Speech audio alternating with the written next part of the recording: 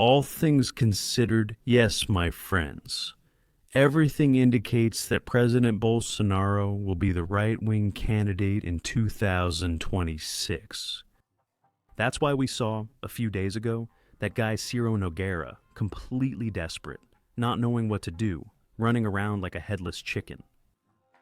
Trying to put Ratinho Jr., trying to put Tarcísio, trying to put that other guy, Caiado, looking for some way to see if he could get President Bolsonaro out of the game. Now they're even saying that he might go back to supporting Lula. Let him go back, man. Let him go back and support Lula over there. Because now things are very different. People are already talking about it here. Bolsonaro will be a candidate in 2026. Thanks to Luis Fuchs' masterstroke, that's going to happen. Keep smashing the like button, because I'm going to show you everything. A crushed Gilmar Mendes. He joined the second panel and made an impact. I'll show you everything here. Like and join our family. Don't miss out. Subscribe to the channel. Guys, a lot of people are already sharing, posting, and showing this on social media. That's a fact. I'm also talking about it here. I've always said President Bolsonaro will be back in 2026. He has already arrived at the second panel, denying the request from the bald guy from National Institute of Social Security. Suspending confidentiality. The guy requested to halt lifting confidentiality for several allied partners. There must still be a lot of big fish involved in this, that they're hiding. But there must be big fish. And in the past, before Fuchs made that decision, it was practically impossible to see anything outside of the group. Now you can start to notice things. Things are already much more complicated for them. Let's see what happened.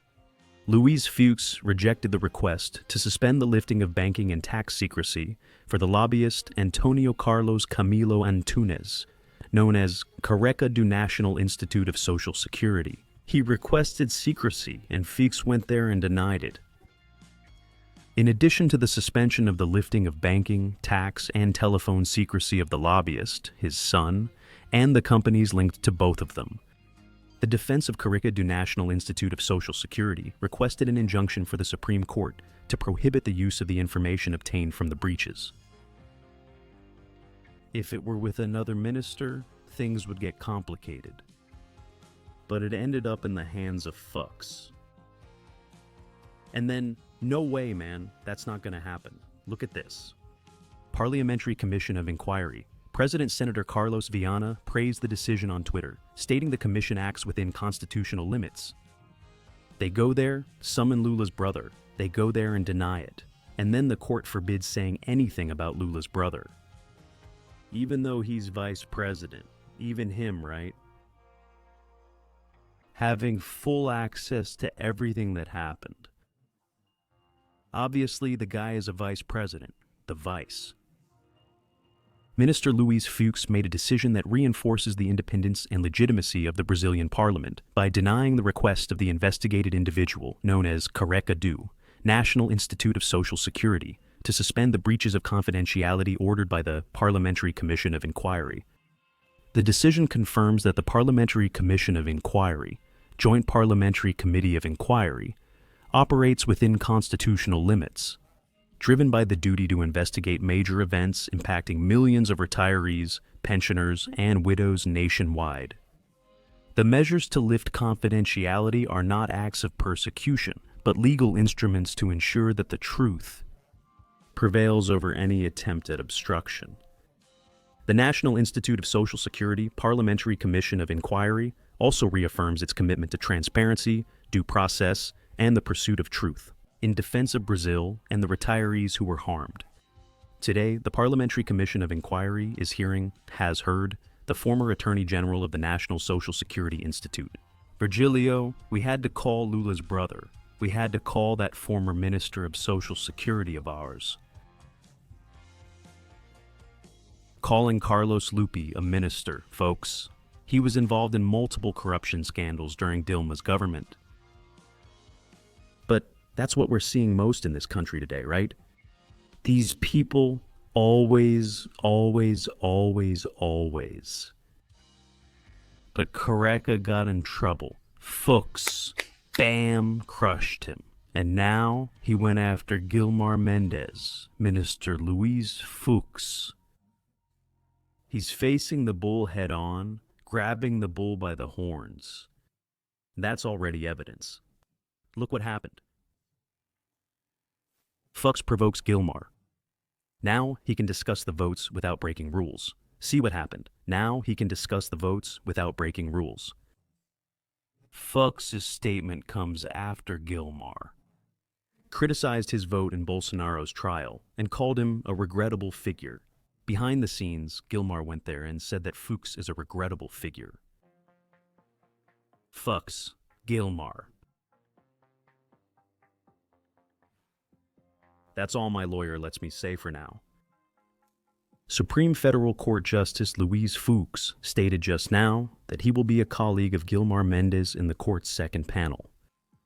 The dean can talk about the votes cast without committing violations provided for in the organic law of the judiciary. End quote. The statement was given in an interview to journalist Malu Gaspar from O Globo, and comes after Gilmar publicly criticized Fuchs' vote in the trial involving Bolsonaro and the so-called coup plot. Last week, Gilmar said, when commenting on the case, that Fuchs' vote is filled with inconsistency. Because in his view, if there was no coup, there shouldn't have been a conviction. Convicting Cid and Braga Neto and leaving everyone else out seems like a contradiction in terms, Gilmar told journalists during the inauguration of the headquarters of the Brazilian Institute of Education, of which he is a partner.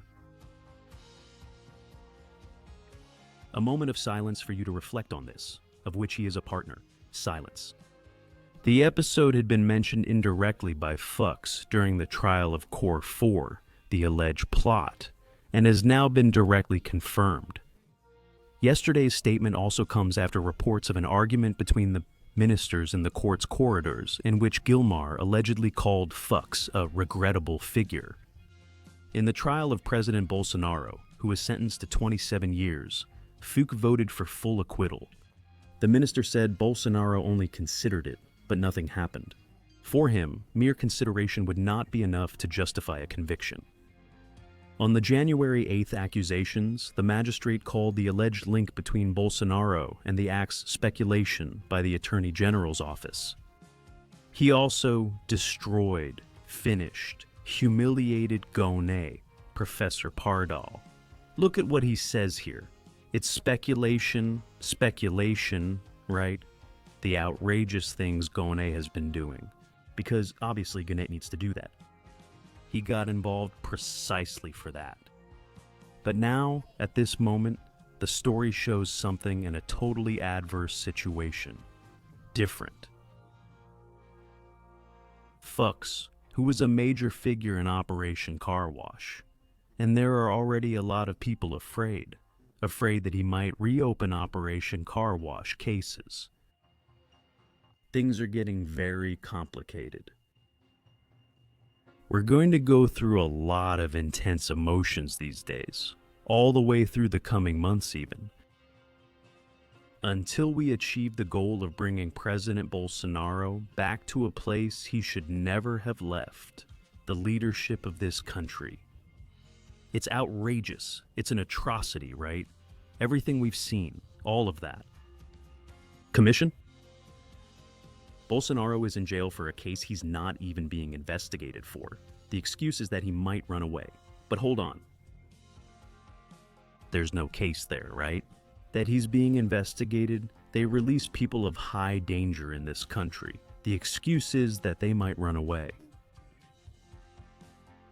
And a man who never stole a single cent from anyone is in this situation. And it's not a dictatorship, it's democracy. Brazil is the Latin American country, the country with the largest democracy in South America. They usually say it's the country with the largest democracy. Are you kidding me? You guys are joking. For them, democracy is just a collector. Spraying taxes on the people's backs, you silently accepting the greatest injustices? Then there's democracy. If suddenly you're an influencer for Lula, you can even make a lot of money. They've already handed out 70 million reais to Lula's influencers. But principles and character are non-negotiable. Non-negotiable. There's no deal with that. It's not about those factors. Principle, character, honor. Right, my friends? That's what guides us. And little by little, we manage to get there. It's a victory drop by drop. You can see it. Because the Magnistisk issue was like this. First they brought the big tariff, then Magnistisk on Marias, then on Marias' wife. It will stay this way until we reach our goal. But I always say here, constant dripping wears away the stone. You'll see President Bolsonaro as president here again. You'll see. Faith moves mountains, right? I have a lot of faith in that. Who doesn't sleep and watches over us 24 hours a day? I do, and I'm sure you do too. Share this video on WhatsApp, Instagram, and Facebook, and hit the like button. Come be a part of our family by subscribing to the channel. I'll be back soon with more news and information here on the Paisa Philos channel.